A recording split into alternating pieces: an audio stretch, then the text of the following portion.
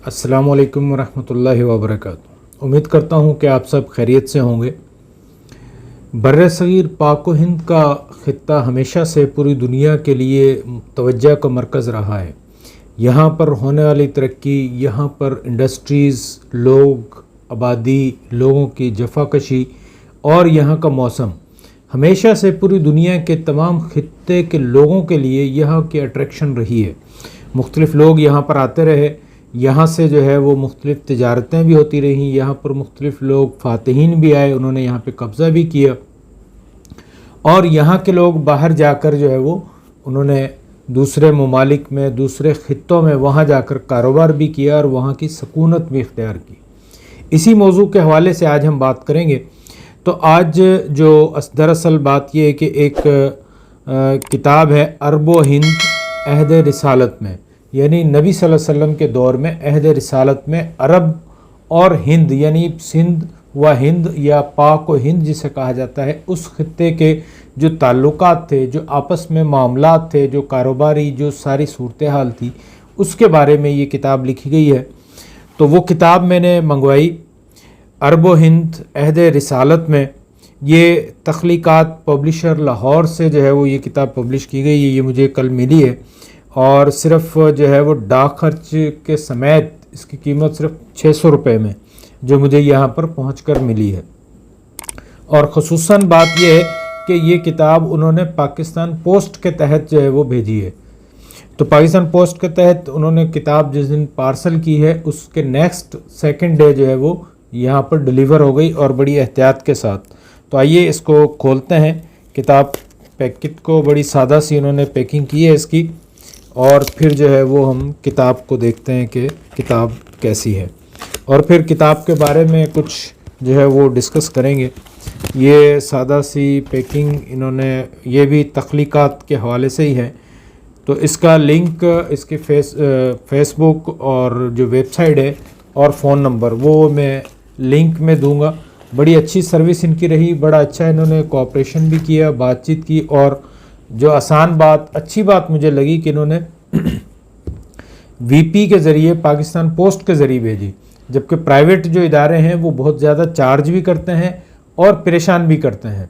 तो पाकिस्तान पोस्ट के पास रिसोर्सेज भी हैं, वो जल्दी जो है वो यहाँ पर भी पहुँच गई। तो ये जनाब हमारी किताब जो है वो पहुँची है अरब व हिंद अहद रिसालत में। इसके राइटर हैं, मौलिफ़ हैं काजी अतर मुबारकपुरी। इनका ताल्लुक़ इंडिया से है। 1916 में ये पैदा हुए और 1986 में 80 साल की उम्र में इनका इंडिया में ही इंतकाल हो गया, मुबारकपुर में ही। ये एक बड़े नामवर तारीख़दान हैं। इनकी बहुत सारी किताबें जो है वो आम लोगों के पास हैं, और बड़ी बुनियादी चीज़ ये है कि इनकी सारी किताबें जो है वो प्राइमरी सोर्स के तौर पर शुमार होती हैं। यानी इंडियन अरब व हिंद अहद रिसालत में खिलाफत राशिदा और हिंदुस्तान, खिलाफत बनो उमैया और हिंदुस्तान में अरबों की हुकूमतें, खिलाफत अब्बासिया और हिंदुस्तान, आइमा अरबा, बनात इस्लाम की इल्मी व दीनी खिदमात, इस्लामी निज़ाम ज़िंदगी, रिजाल सिंध वल हिंद, ये सारी आपकी जो है वो किताबें हैं काजी अतर मुबारकपुरी की। और बड़ी ख़ास बात ये कि इन्हें पाकिस्तान के उलमा ने इन्हें मोहसिन हिंद का ख़िताब दिया है। ये कई दफ़ा पाकिस्तान भी आ चुके हैं मुख्तलिफ़ कॉन्फ्रेंसेस में शिरकत के लिए, और इनके ऊपर बहुत सारी PhDs भी हो चुकी हैं और लोग अभी तक कर रहे हैं। आइए किताब की तरफ। तो किताब बड़ी अच्छी प्रिंटिंग है इसकी और 186 पेजेस पर मुश्तमिल ये किताब है। इसके कुछ जो है वो 3 चैप्टर जो है वो इसको डिवाइड कर लें कि 3 चैप्टर्स में ये किताब है, जिसमें इन्होंने जो है वो काजी अतर मुबारकपुरी ने एक चैप्टर में तो ये बात की है कि अरब में जो सिंध की, हिंद की 2 हिस्सों में, सिंध और हिंद अलग से जो है वो अरब इसको जानते थे। इनकी अक़वाम जो अरब में रहती थी उनका इन्होंने बड़ा डिटेल के साथ जो है वो डिस्कस किया है, जिसमें उनकी अरब में हिंदुस्तानी कौमें, जिसके अंदर सिंधी और हिंदी दोनों वहाँ पर रहती थी, जिसमें एक ज़ुत जिन्हें कहा जाता है यानी जाट, اور اس کی بڑی ڈیٹیل سے ان کی جو ہے وہ انہوں نے بات کی ہے کہ جاٹ کہاں رہتے تھے، زد قوم جو ہے وہ کہاں رہتی تھی، ان کے عربی پر ان کے اثرات کیا ہیں، اور عربوں اور جاٹوں کی باہمی معاشرت، باہمی تعلقات، باہمی ان کی قوت شوکت ساری جو ہے اس میں بات کی۔ اس کے بعد دوسری قوم مید جو ہیں وہ بھی یہاں کے سندھ کے رہنے والے تھے جو جا کے عرب میں آباد ہو گئے۔ اسی طرح سیابچہ وہ بھی سندھ کی ایک قوم تھی جو کہ وہاں پر عرب میں رہنا شروع ہو گئی۔ اور اسی طرح سے ایک اور ساورہ ایرانی فوج جو تھی اس میں بھی بہت سارے ہندوستانی، سندھی اور ہندی وہاں پر کام کرتے تھے، فوج میں تھے، تو وہ بھی عرب میں جا کر جو ہے وہ انہوں نے رہائش اختیار کر لی۔ دوسرا جو اس کا بڑا اہم ٹاپک ہے اس کتاب میں، اس میں انہوں نے یہ ڈسکس کیا ہے کہ عرب میں جو ہند و سندھ کی چیزیں عرب میں جو تھیں، ایون کہ انہوں نے اس کی ڈیٹیل سے بات کرتے ہوئے نبی صلی اللہ علیہ وسلم کے زمانے میں جو چیزیں مشہور تھیں، یعنی کھانے پینے میں، جیسے زنجبیل جسے ہم ادرک کہتے ہیں، اور مسالہ جات جس میں کالی مرچ اور لونگ، الائچی، جائفل، یہ ساری چیزیں، اور مشک جو کہ سندھ کی بڑی مشہور خوشبو تھی جس کے بارے میں نبی صلی اللہ علیہ وسلم کے بہت سارے فرامین ہیں، نبی صلی اللہ علیہ وسلم نے خود بھی اس کو جو ہے وہ مشک کو استعمال کیا ہے۔ تو نبی صلی اللہ علیہ وسلم کے زمانے میں یہ چیزیں وہاں پر عرب میں مشہور تھیں، ان کے بارے میں ڈیٹیل سے انہوں نے بات کی ہے۔ اور سندھ کے انڈسٹریز کے حوالے سے جو ہندی تلوار تھی وہ بڑی مشہور تھی عرب میں، اور اس مشہوری آپ اس سے اندازہ لگائیں کہ ان کی پسندیدگی کہ وہاں کی بہت ساری جو نام ہیں، انہوں نے ہندی تلواروں کے بہت سارے نام رکھے تھے۔ یہاں کا لوہا بڑا مشہور تھا، اور جو اس کی تلوار میں جو اس کو ڈھالا جاتا وہ بڑا مشہور تھا۔ اس کے علاوہ یہاں کے بانس جن سے کشتیاں بھی بنائی جاتی تھیں وہاں استعمال بھی ہوتے، اور نیزے اور بھالے میں وہ بانس استعمال ہوتا تھا۔ اس کے علاوہ ساگوان کی لکڑی جو کہ نبی صلی اللہ علیہ وسلم کے زمانے میں بہت مشہور تھی، وہاں پہ عام استعمال کی جاتی تھی۔ عہد رسالت میں جو ہے وہ نبی صلی اللہ علیہ وسلم کے گھر میں جو کواڑ تھا وہ بھی ساگوان کا تھا۔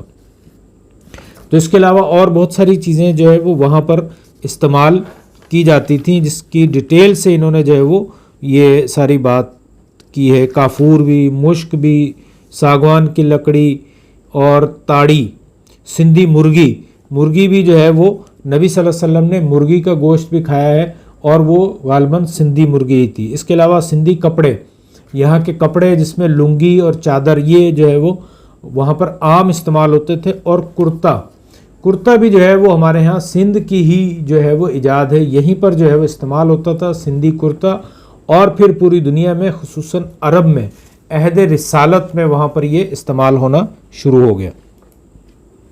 اور پھر آگے چلیں تو تیسرا چیپٹر جو انہوں نے بڑا زبردست یہاں پہ ڈسکس کیا ہے وہ کہ ہندوستان میں، سندھ اور ہند میں عرب تو پہلے سے آتے تھے، لیکن اسلام کس وقت آیا، مسلمان کون سے، صحابہ اکرام، یا کس طرح سے جو ہے وہ اسلام یہاں پر آیا، اس پر انہوں نے بڑی ڈیٹیل کے ساتھ اور حوالوں کے ساتھ جو ہے وہ بات کی ہے۔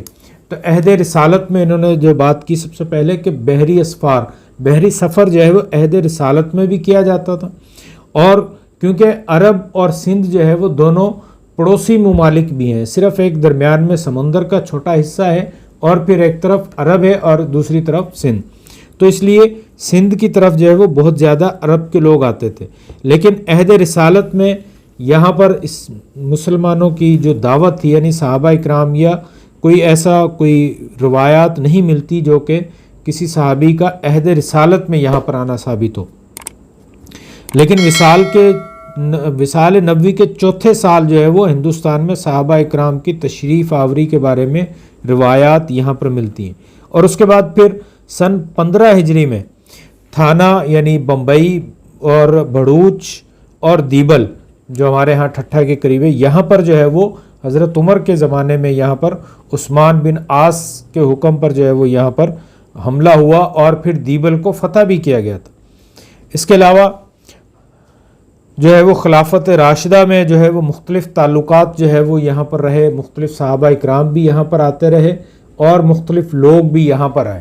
تو اس طرح سے سب سے پہلے جو ہے وہ وصال نبوی کے چوتھے سال جو ہے وہ صحابہ اکرام کے آنے کی یہاں پر سندھ میں آنے کے جو ہے وہ روایات ملتی ہیں، اور پھر 15 ہجری میں جو ہے وہ یہاں سندھ کے اوپر باقاعدہ حملہ بھی کیا گیا، ہند کے اوپر، اور پھر یہاں جو ہے وہ اسلام کا بول بالا ہونا شروع ہو گیا، مختلف تاجر بھی یہاں پر آئے، وہ رہنا شروع ہو گئے۔